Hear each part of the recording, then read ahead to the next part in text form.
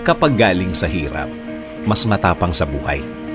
Kung mapapansin mo ang mga taong matitibay sa buhay, sila yung mga taong galing sa matinding hirap sa buhay. Mga naranasang grabe sa bigat ang mga problema na kung mararanasan sa buhay ng isang simpleng tao, susuko at susuko talaga.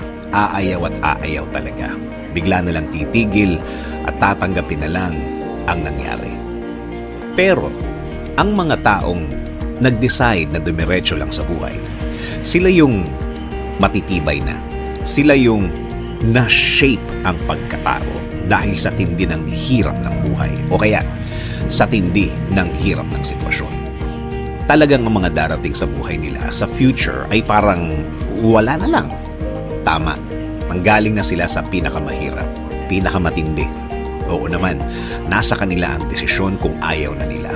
Pero, ano ang